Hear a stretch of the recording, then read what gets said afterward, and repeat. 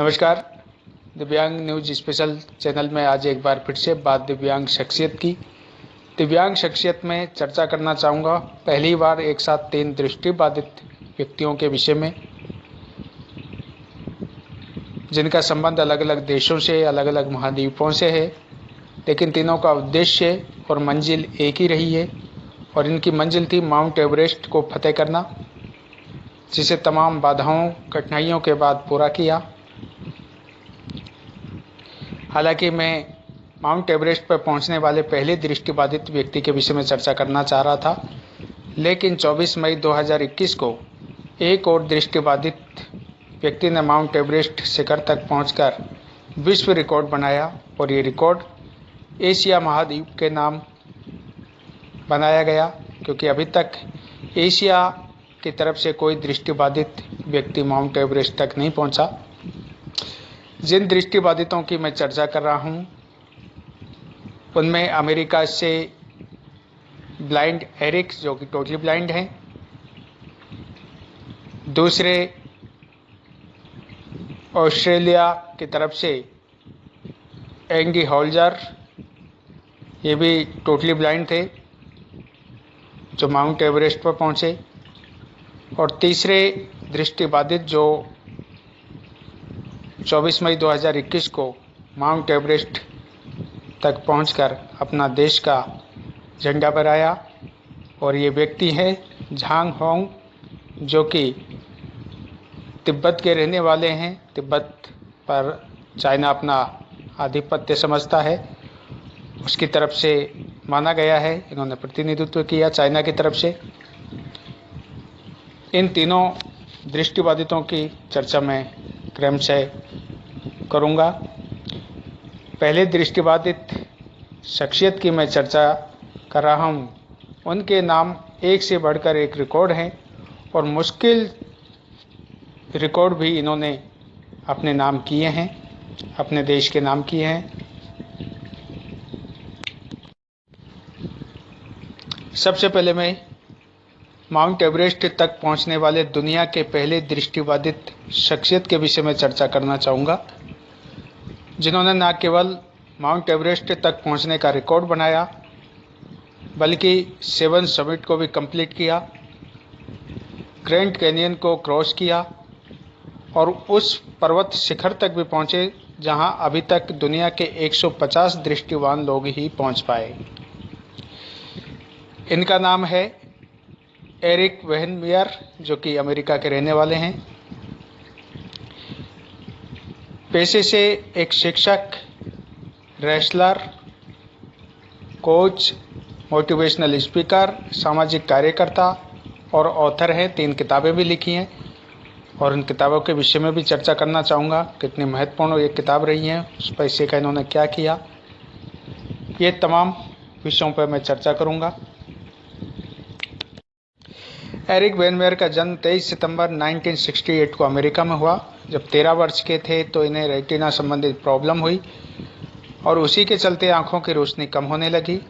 14 वर्ष की उम्र तक पहुंचते पहुंचते ये 100% दृष्टि खो देते हैं और सबसे मुश्किल भरा समय होता है इनके लिए। लेकिन उससे कहीं अधिक दुर्भाग्य ये था कि जब ये 16 वर्ष के उम्र के थे तब इनकी माता का निधन एक कार एक्सीडेंट में हो जाता है। पिता यूएस मेरिन थे, जो कि अपने कार्य में बिजी रहते थे और इस कारण से परिवार के भरण पोषण की जिम्मेदारी इनके कंधों पर आ जाती है। यानी 2 जिम्मेदारी, एक तो अपनी एजुकेशन को जारी रखना, दूसरा परिवार की जिम्मेदारी। लेकिन उसको निभाया, अपनी स्कूली एजुकेशन को पूरा किया। लेकिन स्कूल एजुकेशन के दौरान ही जब ये सीनियर हाई सेकेंडरी में पढ़ रहे थे, 12th क्लास में थे, तब इन्होंने कुश्ती के दाव सीखना शुरू किया। एक बहुत अच्छे रेसलर भी ये थे, जिन्होंने वहाँ अमेरिका के 2 बड़े बड़े पहलवानों को शिकस्त दी और इनकी ख्याति अमेरिका में कई जगह फैलने लगी। बाद में स्कूली एजुकेशन कंप्लीट करने के बाद में बॉस्टन यूनिवर्सिटी से ये ग्रेजुएशन करते हैं और वहीं से इनको रॉक क्लाइंब इंस्टीट्यूट की तरफ से निमंत्रण मिलता है और वहाँ पर दाखिला लेते हैं और पर्वत शिखर पर चढ़ने का प्रशिक्षण प्राप्त करते हैं। लेकिन उस दौरान कई लोगों से इनको ताने सुनने को मिलते थे, कई आलोचनाएं करते थे कि एक ब्लाइंड किस तरह से पर्वत शिखर पर जा सकता है, कितनी कठिनाइयाँ होती हैं, तमाम समस्याएं। लेकिन इन सब की इन्होंने परवाह नहीं की और इनको सबसे अधिक जो प्रेरणा मिली वो एक दिव्यांग से मिली, एक लोकोमोटर दिव्यांग जो कि एक पैर से दिव्यांग थे और वो कैंसर पीड़ितों के लिए जागरूकता अभियान चला रहे थे कनाडा में। हजारों के संख्या में लोग उनसे जुड़ते जा रहे थे, उनसे भी ये प्रेरित हुए और इन्होंने सोचा कि जब एक दूसरा दिव्यांग इतना बड़ा कार्य कर सकता है तो मैं क्यों नहीं कर सकता। और यही कारण था कि बराबर इनको इस तरह के हौसले मिलते रहे और ये अपना प्रशिक्षण प्राप्त करते रहे। इन्होंने तय किया कि विभिन्न जो पर्वत शिखर हैं उन तक पहुंचकर विश्व रिकॉर्ड बनाएंगे।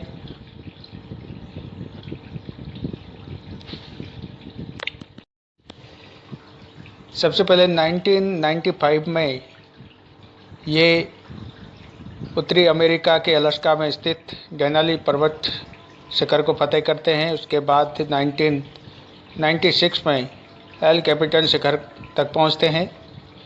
उसके बाद 2001 में माउंट एवरेस्ट के लिए निकलते हैं। संबंधित एजेंसी से संपर्क होता है और कुछ समय की ट्रेनिंग वहाँ पर दी जाती है। इनका मेडिकल होता है, उसमें फिट पाए जाते हैं। पीसीआर कंप्लीट करने के बाद में इनको 2 गाइड मिलते हैं, टीम तैयार की जाती है और 8,848.86 फीट की ऊंचाई के लिए निकलते हैं। रास्ते में तमाम बाधाएं शुरू हुई, लेकिन आधे सफ़र के बाद में बर्फीली तूफान, हिमपात आदि का सामना करना पड़ा और सबसे मुश्किल समय था वो। एक समय ऐसा भी आया कि जब इनके जो गाइड थे उन्होंने कहा वापस चलने के लिए, तो इन्होंने मना कर दिया क्योंकि ऊपर चढ़ने में बड़ी दिक्कत आ रही थी, काफ़ी कठिनाई हो रही थी। जब इन्हें चाय का कप दिया गया था तो वो चाय भी नहीं पी सके क्योंकि वो हाथ मुंह की तरफ नहीं ले जा पा रहे थे।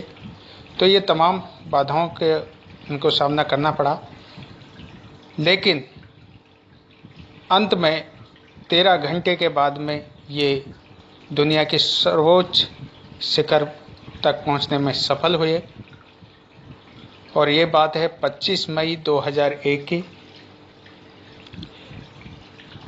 इसके बाद अन्य जो पर्वत शिखर है उनको जीतने का फैसला करते हैं, वहाँ तक भी पहुँचते हैं। इनका उद्देश्य था कि दुनिया के सभी महाद्वीपों के जो सर्वोच्च शिखर हैं उन तक पहुंचकर एक विश्व रिकॉर्ड बनाया जाए। और इसके बाद 2008 में एरिक पापुआ न्यूगिनी द्वीप के कास्टन पिरामिड तक भी पहुंचते हैं और यहां तक पहुंचने वालों में दुनिया के केवल 150 लोग हैं, जिसमें एरिक का भी नाम लिया जाता है।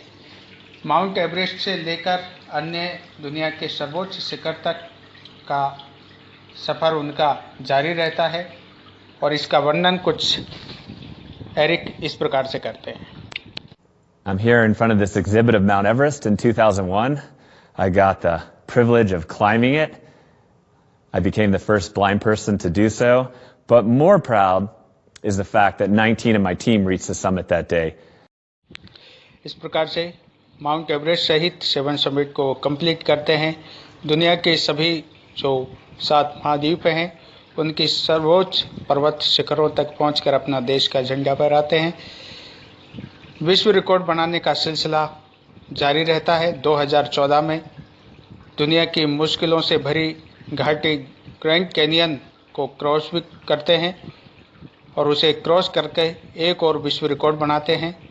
इस घाटी का निर्माण कोलोराडो नाम की एक नदी जो कि अमेरिका के एरिज़ोना राज्य से होती हुई निकलती है, इसकी धारा से इस घाटी का निर्माण हुआ, जिसकी लंबाई 277 मील है। इसको भी उन्होंने क्रॉस किया और इसके लिए अपने दोस्त के गाइड के रूप में मदद ली।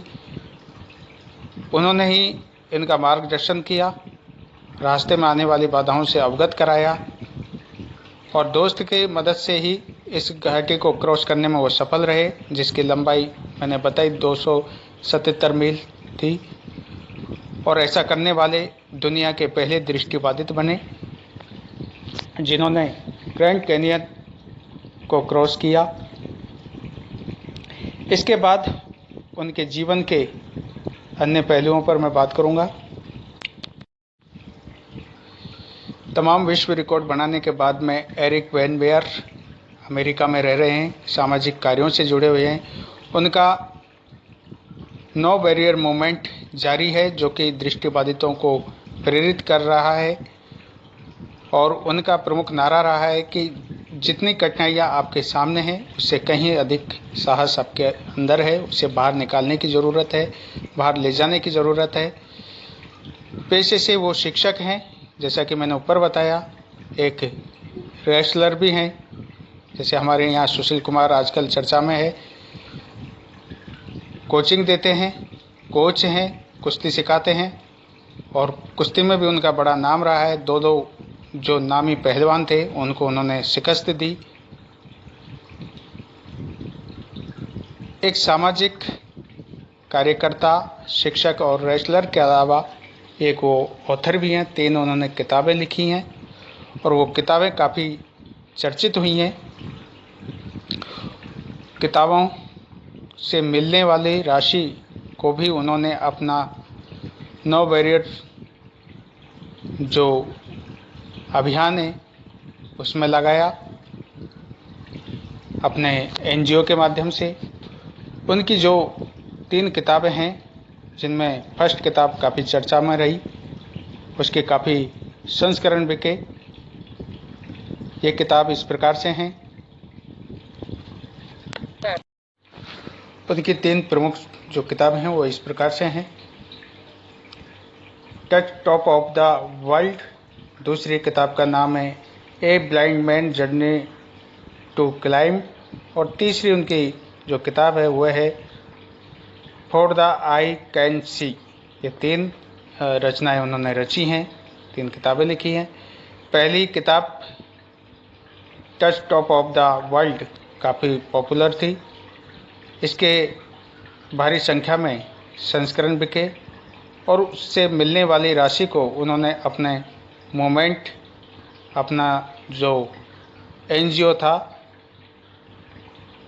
नो बैरियर, उसमें खर्च किया और आगे भी किताब लिख रहे हैं। एक नई किताब पर वो कार्य कर रहे हैं। इस प्रकार से एरिक वैन मेयर का सफ़र रहता है।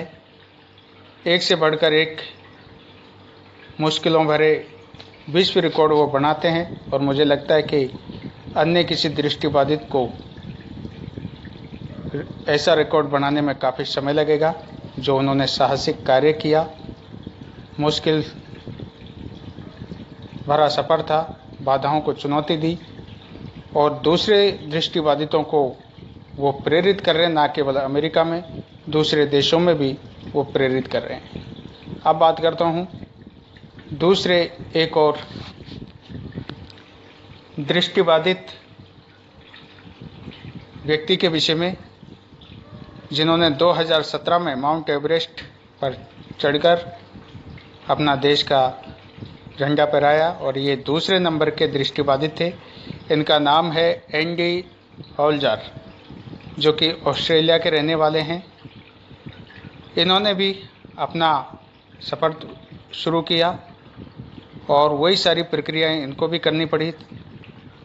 उन बाधाओं का सामना भी इन्हें करना पड़ा, लेकिन हार नहीं मानी और 2017 में ये सफल होते हैं। मई में 2 गाइड इनको मिलते हैं सफ़र के लिए और उनके सहारे इन्होंने भी 2017 में माउंट एवरेस्ट शिखर तक पहुंचने में सफलता प्राप्त की, माउंट एवरेस्ट को फतेह किया।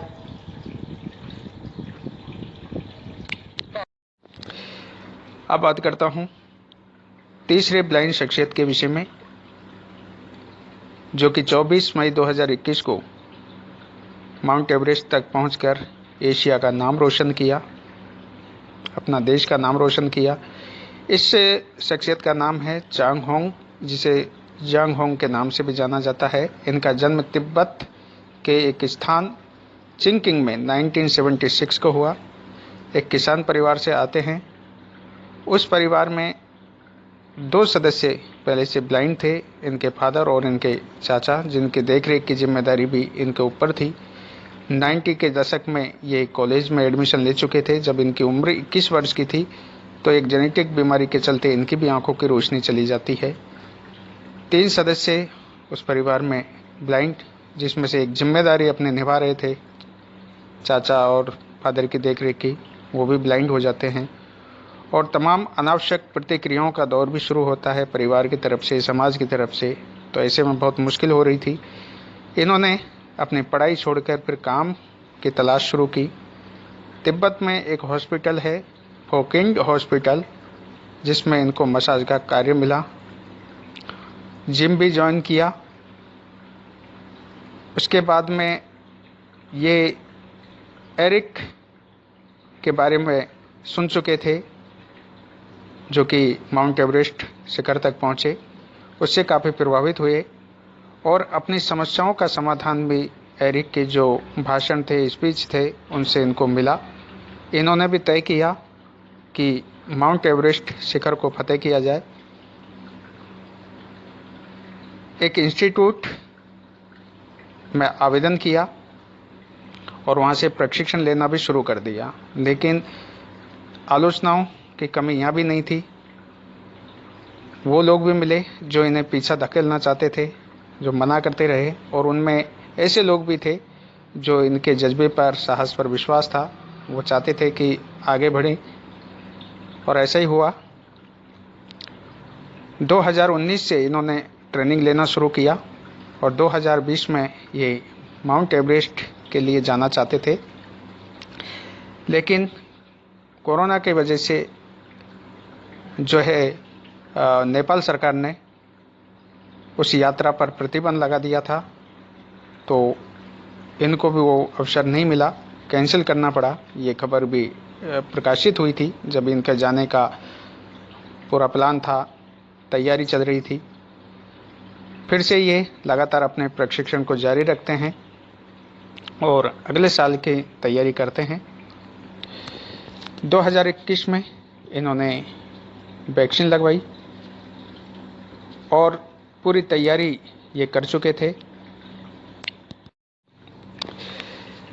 अप्रैल के अंतिम सप्ताह में चांग होंग अपनी तैयारियों को अंतिम रूप देते हैं, नेपाल के लिए रवाना होते हैं। नेपाल में 14 दिन के प्रशिक्षण के लिए इन्हें आमंत्रित किया जाता है और उस कठोर प्रशिक्षण को भी ये सफलतापूर्वक प्राप्त करते हैं, पूरा करते हैं। अंतिम दिन में PCR होती है, उसमें भी सफल होते हैं। कोरोना रिपोर्ट भी नेगेटिव आ जाती है और एशियन ट्रैकिंग एजेंसी की तरफ से इन्हें 3 गाइड मिलते हैं, जिनमें एक इनके मित्र साथ में थे, कियांग जी जिनका नाम था, वो भी साथ चले। 2 शेरपा इनको साथ में गाइड के रूप में मिले। सफ़र शुरू होता है 23 मई 2021 को रात्रि के समय, जिसे 24 मई 2021 को प्रातः 9 बजे पूरा किया। और इसकी पुष्टि की सूचना एशियन ट्रैकिंग एजेंसी के द्वारा फ़ोन करके चाइना की एक न्यूज़ एजेंसी, जिसका नाम है, चाइना वालों के नाम कुछ अटपटे होते हैं, तो इस बार मैं नोट्स तैयार करके लाया हूँ। इससे पहले कभी मुझे ज़रूरत नहीं पड़ी इन सब नोट्स वगैरह तैयार करने की। जिस न्यूज़ एजेंसी को ये सूचना दी गई उसका नाम सिंगवा था, सिंगवा न्यूज़ एजेंसी। इसे सूचना दी गई। उसके बाद में माउंट एवरेस्ट से नीचे उतरते हैं, डायरेक्ट जो वैली थी उसमें पहुंचते हैं। उन्हें रिसीव किया जाता है और उनकी मेडिकल जांच होती है, हॉस्पिटल में एडमिट कराया जाता है। रिलैक्स मिलने के बाद में उन्होंने अपना पहला इंटरव्यू शिंगवा न्यूज़ एजेंसी को दिया और उसमें सबसे पहले इनके शब्द थे माँ को, जो प्रकृति है उसको माँ कह के संबोधित किया और कहा कि बहुत ही अद्भुत नज़ारा था वहाँ पहुँचने के बाद। जो एक दृष्टिवान व्यक्ति देखकर उस नज़ारे को महसूस कर सकता है, वो मैंने ब्लाइंडनेस होने के बाद भी महसूस किया। जब ये अपने देश पहुंचते हैं, तिब्बत के लिए रवाना होते हैं, तो वहाँ हज़ारों लोग जश्न की तैयारी कर चुके थे। जश्न मनाया जाता है। कई लोगों की प्रतिक्रिया आई और उनमें एक पोकिंड जो अस्पताल थे उसके अधिकारी थे जो सामाजिक कार्यों से भी जुड़े हुए थे। उन्होंने कहा था कि मुझे पूर्ण विश्वास था कि चांग होंग इस सफलता को पूरा करेंगे, सपने को साकार करेंगे। मुझे पूरा विश्वास था। तमाम प्रतिक्रियाओं के बाद भी मुझे ये विश्वास रहा और उस सपने को जांग होंग ने सफलता के रूप में प्राप्त किया, पूरा किया। तो ये रहा चांग होंग, जांग होंग, दोनों नामों से जाना जाता है इनका माउंट एवरेस्ट का सफ़र। और भी बहुत सारे ऐसे दृष्टिबाधित हैं, दूसरे दिव्यांग भी हैं जिन्होंने बड़े बड़े रिकॉर्ड बनाए हैं। मैं पिछले दिव्यांग शख्सियत में ईवा की बात कही थी कि मैं ईवा मोटो के विषय में जानकारी रिकॉर्ड करूंगा, लेकिन ये एक ताज़ा न्यूज़ थी तो रिकॉर्ड करना ज़रूरी था, इसलिए ईवा के बारे में मैं रिकॉर्ड नहीं कर सका। अगली बार मैं ईवा मोटो के विषय में जानकारी यहाँ रखूँगा। और इन सब के पीछे मेरा एक ही उद्देश्य है कि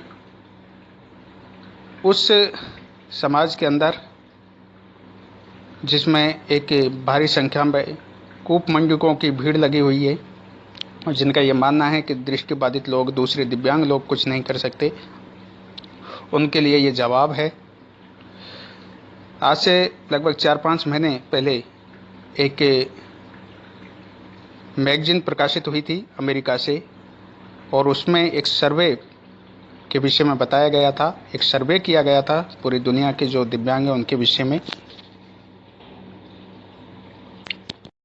उस मैगजीन में जो सर्वे की रिपोर्ट प्रकाशित हुई थी उसमें यह था कि दुनिया के 70% सरकारी गैर सरकारी कार्यालय ऐसे हैं जहां पर अधिकारी अन्य कर्मचारियों के द्वारा दिव्यांगों के साथ व्यवहार अच्छा नहीं है, भेदभाव होता है। उसमें बताया गया कि 82% दिव्यांगों के साथ कार्यालयों में भेदभाव किया जाता है। एक और जो उसमें लिखा हुआ था 65% या 67% कुछ था, ऐसे लोग जो ये मानने के लिए तैयार नहीं है कि दिव्यांग कुछ कर सकते हैं। उनकी सोच ये है कि दिव्यांग अपने कार्यों को पूरा नहीं कर सकते। कुछ लोग ये मानते हैं कि पूरी तरह से अपने काम को वो कंप्लीट नहीं कर सकते। ऐसे लोगों की हमारे हिंदुस्तान के कार्यालयों में भी कमी नहीं है। आपको जितनी कुर्सी हैं उनमें अधिकतर कुर्सियों पर इस तरह के कूपमंडक आराम से मिल जाएंगे। और इतना ही नहीं, छोटे कर्मचारी को छोड़िए, आईएएस भी मिल जाएंगे। आज भी गंगा पानी जैसे आईएएस मौजूद हैं इस समाज के अंदर जिनकी सोच बहुत संकीर्ण और घटिया है। तो इस तरह के लोगों की कमी नहीं है देश के अंदर और इसीलिए ये ज़रूरी है इन लोगों को जवाब देने के लिए, क्योंकि ये लोग वो लोग हैं जो कि सबसे ज़्यादा कामचोर हैं, भ्रष्ट हैं और दूसरों पर उंगली उठाते हैं। आपको याद होगा 2011 में जब भ्रष्टाचार के खिलाफ अन्ना हजारे जी का आंदोलन चल रहा था और उसमें नारे लगाने वालों में फ्रंट लाइन पे वो लोग थे जो सबसे ज़्यादा भ्रष्ट थे और बाद में वो जेल गए। तो इस तरह के लोग जो अंदर कुछ और बाहर कुछ होते हैं, इन लोगों के लिए जवाब के लिए ये सारी चीज़ें होनी ज़रूरी हैं। Thank you. आप लाइक कर सकते हैं, चैनल को सब्सक्राइब कर सकते हैं और पिछला जो वीडियो मैंने तैयार किया काफ़ी संख्या में लोगों ने उसे लाइक किया, सब्सक्राइब किया चैनल को, उन सभी के लिए शुक्रिया। और मैं आगे भी इसी तरह की मोटिवेशनल जानकारी, विश्व रिकॉर्ड करता रहूँगा। बहुत बहुत धन्यवाद आप सभी का।